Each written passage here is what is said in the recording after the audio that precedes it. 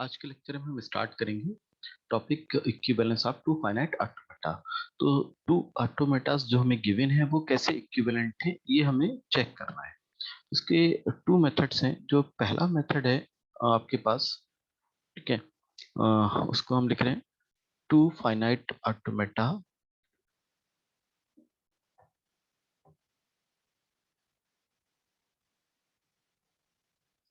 Over sigma are equivalent if they accept the same set of strings over sigma. तो first method ये हुआ कि दो finite automata equivalent होंगे अगर वो सेम सेट ऑफ स्ट्रिंग को एक्सेप्ट करते हो। आपको अगर ऑटोमेटा गिवन है तो उस ऑटोमेटा से आप एक्सेप्टेड स्ट्रिंग निकाल लीजिए, मींस रेगुलर एक्सप्रेशन निकाल लीजिए जो लास्ट लेक्चर में किया था।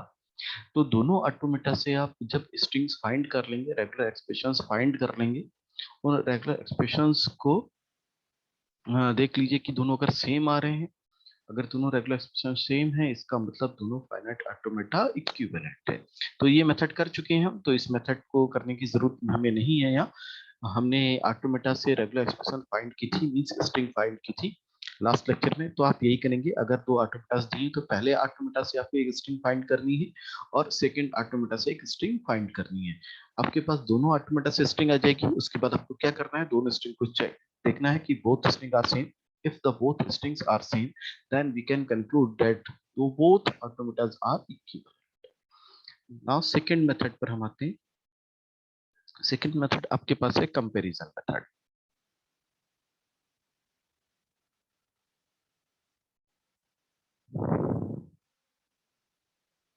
कंपैरिजन मेथड, कंपैरिजन मेथड में क्या होता है, पहले इस मेथड को देख लेते हैं। Let m and m dash be two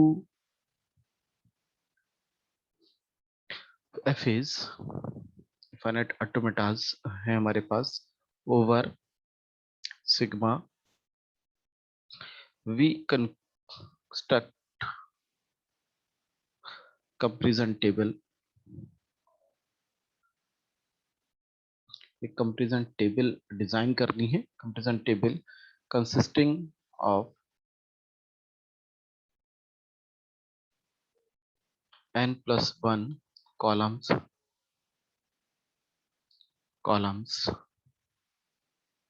where n is the number of input symbols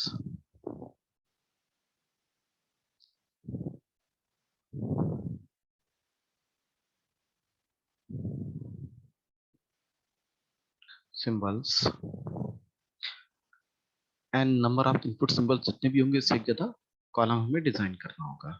the first column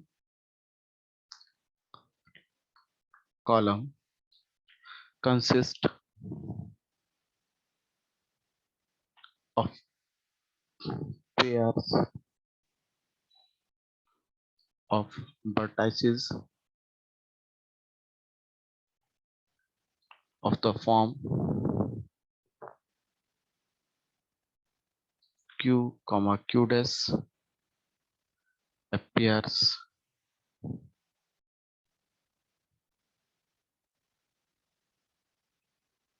in some row of the first column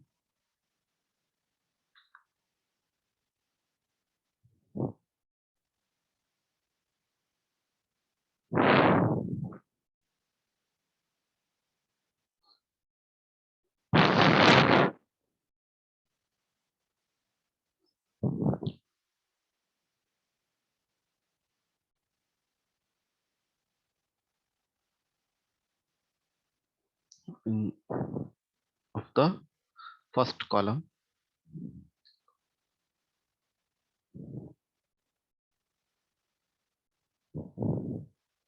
Then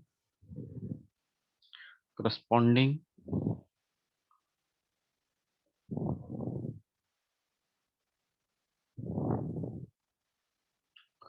entry in the A column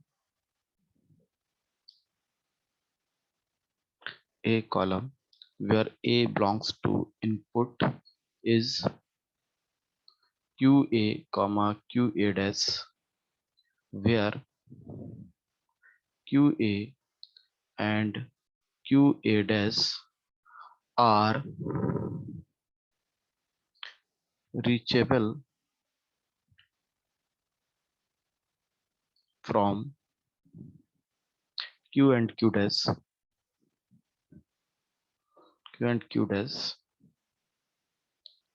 respectively on application of A.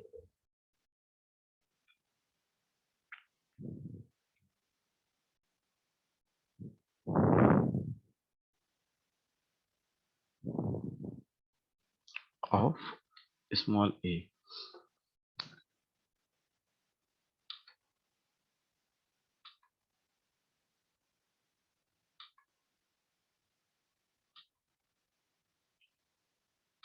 ठीक है, अब इसमें हमने क्या किया है, देखो इसमें क्या किया है कि आपके पास अगर दो डिफरेंट ऑटोमेटास हैं, तो पहले ऑटोमेटा को हमने एम माना है, दूसरे को एम टेस्ट माना है।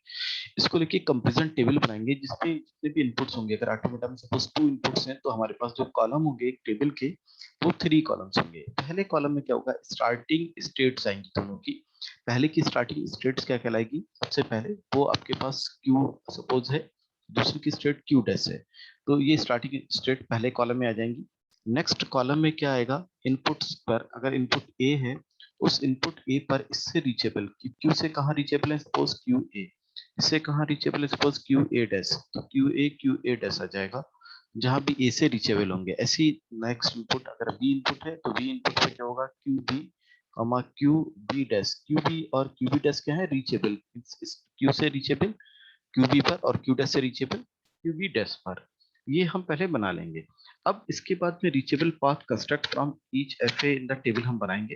तो हमारे पास दो केसेस आएंगे, जो टेबल ये बन जाएगा इस टाइप से, तो हमारे पास 2 केसेस आएंगे। पहला केस क्या होगा, पहला केस ये होगा हमारे पास, अगर हमारे पास जैसे ए पर ए डैश आया, ए डैश आया, अगर ये दोनों स्टेट या तो आपके पास नॉन फाइनल हो या फाइनल हो, ऐसी बी पर भी दोनों स्टेट या तो फाइनल हो या नॉन फाइनल हो।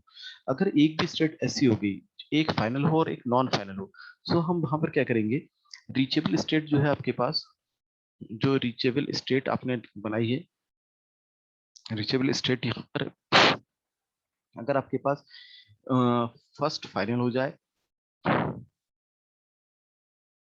एंड सेकंड नॉन फाइनल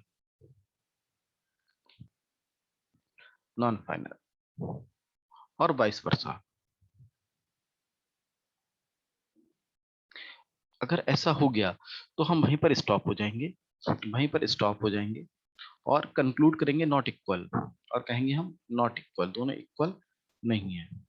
ठीक है, अगर ऐसा नहीं है, इसका मतलब दूसरे केस में क्या है, अगर दोनों आपके पास कैसे हैं, पहला भी फाइनल दूसरा भी फाइनल, या तो ये हो जाए, या दोनों नॉन फाइनल हो, कहीं किसी भी इनपुट पर दोनों या तो फाइनल हो या दोनों नॉन फाइनल, अगर ऐसा आ गया, तो हम फिर इन इन रीचेबल स्टेट्स को लेके फिर से एक फर्स्ट कॉलम में इनको लेंगे और नेक्स्ट रीचेबल स्टेट बनाएंगे। कब तक बनाते चले जाएंगे, जब तक या तो हमारे सारे पेयर्स खत्म ना हो जाए, हमारे सारे पेयर्स जब तक कहाँ ना आ जाए, लेफ्ट हैंड साइड में ना जाए। अगर सारे पेयर्स लेफ्ट हैंड साइड में आ जाएंगे, खत्म हो जाएगा, तब हम ये कंक्लूड करेंगे कि बोथ आर इक्वल। इसको और एग्जाम्पल से करेंगे तो ज्यादा और क्लियर हो जाएगा। तो ये तो कॉन्सेप्ट था कि इक्वल कब होंगे, इक्वल कब नहीं होंगे। इसके लिए एक एग्जाम्पल लेते हैं।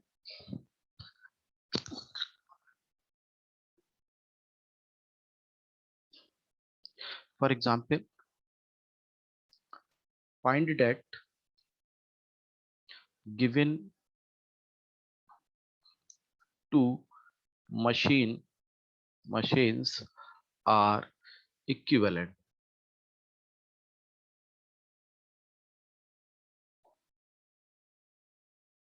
or not। ये दो मशीन इक्विवेलेंट है कि नहीं है, ये मुझे फाइंड करना है। तो एक पहली मशीन गिवन है मुझे, Q1 first state, C Q2 D D Q3 C C D Q4 C Q5 D D Q7 D Q6 C C C D। अब आपके पास गिवन है कंपैरिजन टेबल, हम बनाना शुरू करते हैं।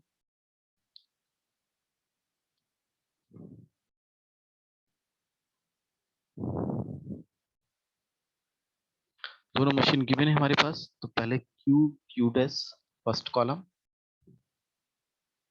सेकेंड कॉलम में हमारे पास इनपुट है तो QC और QC डैश पर, नेक्स्ट कॉलम में हमारे पास है डी इनपुट है तो QD और QD डैश पर हम स्टेट्स निकालते चले जाएंगे। चलिए पहले इनिशियल स्टेट लेते हैं। इसकी इनिशियल स्टेट है आपके पास Q1, इसकी इनिशियल स्टेट है आपके पास Q4। Q1 Q4 पर हम निकालेंगे। Q1 Q4 पर देखा हमने, इसके Q1 पर हम कहाँ हैं, सेल पर, दैट इज C पर Q1 पर, और इसके सेल पर भी Q4 पर। अब ये दोनों चेक किया, या तो दोनों फाइनल हो या नॉन फाइनल, तभी हम आगे बढ़ेंगे। अगर ऐसा नहीं है तो हम आगे नहीं बढ़ पाएंगे। तो Q1 और Q4 दोनों फाइनल है, Q1 भी फाइनल है आपके पास और Q4 भी फाइनल स्टेट से। अब हम आगे बढ़ते हैं डी पर। इसके डी पर पहुंच रहा है Q2 पर, और इसके डी पर पहुंच रहे हैं हम Q5 पर। इसको चेक करेंगे तो Q2 Q5 दोनों नॉन फाइनल है, Q2 भी नॉन फाइनल है और Q5 भी नॉन फाइनल है। यहाँ तक ठीक है, इसका मतलब यहाँ तक इक्विवेलेंट है। अब Q1 Q4 तो लेफ्ट साइड में आ चुका है, अब हम इसको लेंगे Q2 Q5 को। Q1 Q4 पहले से है, Q2 Q5 मतलब यहाँ की सारी स्टेट्स लेनी है एक करके आपको, ये है इसलिए इसको आप लेने की नीड नहीं है। Q2 Q5 को लेंगे। Q2 के C पर, Q2 के C पर आप पहुंच रहे हैं Q3 पर, Q5 के C पर आप पहुंच रहे हैं Q6 पर। अब दोनों देख लिया आपने, दोनों नॉन फाइनल स्टेट्स हैं, इसका मतलब यहाँ तक ठीक है। फिर आगे बढ़े, इसके D पर पहुंच रहे हैं आप Q1 पर, और इसके D के पहुंच रहे हैं आप Q5 पर, Q4 पर, सॉरी Q4 पर। दोनों आपके पास फाइनल स्टेट्स हैं, मतलब अभी तक ठीक है। अब लेफ्ट हैंड साइड में Q3 Q6 ले लीजिए। Q1 Q4 तो ऑलरेडी है ही पहले से। Q3 Q6, Q3 Q6 पर, Q3 पर हम अगर C लेते हैं तो हम पहुंचते हैं Q2 पर, Q6 पर अगर हम C लेते हैं तो हम पहुंचते हैं Q7 पर। ठीक है, D, Q3 पर हम D लेते हैं तो Q3 पर ही लेते हैं, Q6 पर D लेते हैं तो हम Q6 पर ही रहते हैं। Q2 Q7 दोनों नॉन फाइनल है, Q3 Q6 दोनों नॉन फाइनल है, दोनों अभी भी ठीक है। यहाँ पर इक्विवेलेंट है। इन दोनों पेयर में से एक पेयर में से कोई भी अगर Q2 Q7 में से एक फाइनल एक नॉन फाइनल होता तो हम जीत जाते, या इस वाले पेयर में से, बट ऐसा नहीं है। अब right hand left hand side में उठाना है वो जो अभी तक नहीं आया। Q2 Q7 नहीं आया, Q3 Q6 आ चुका है, Q2 Q7 आपको लेना सब है। अगर एक बार आ भी चुका है तब भी आपको दोबारा देखना है सब सब आ चुके हैं कि नहीं। Q2 के C पर कहाँ पहुंच रहे हैं, Q3 पर। Q7 के C पर आप पहुंच रहे हैं Q6 पर। दोनों कैसे हैं आपके पास, दोनों नॉन फाइनल स्टेट्स हैं आपके पास, ठीक है। Q2 के D पर आप कहाँ पहुंच रहे हैं, Q1 पर। Q7 के D पर आप पहुंच रहे हैं Q4 पर, दोनों फाइनल स्टेट्स हैं, ठीक है। अब कोई स्टेट ऐसी बची है इनपुट C पर या इनपुट D पर जो लेफ्ट हैंड साइड में नहीं आई है।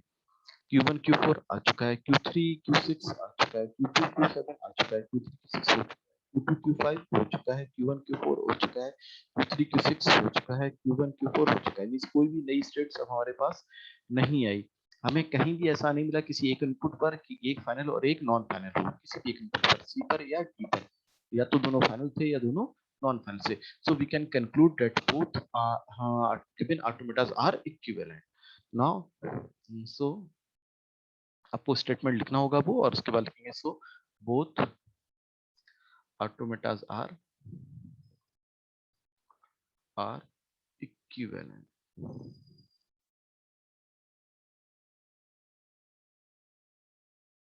दोनों ऑटोमेटा कहते हैं इक्विवेलेंट।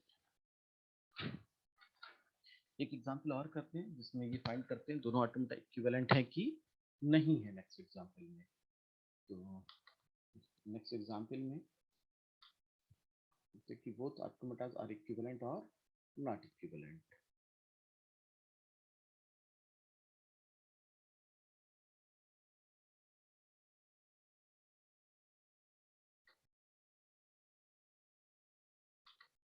थोड़ा सा इसी को मॉडिफाई कर रहा हूँ।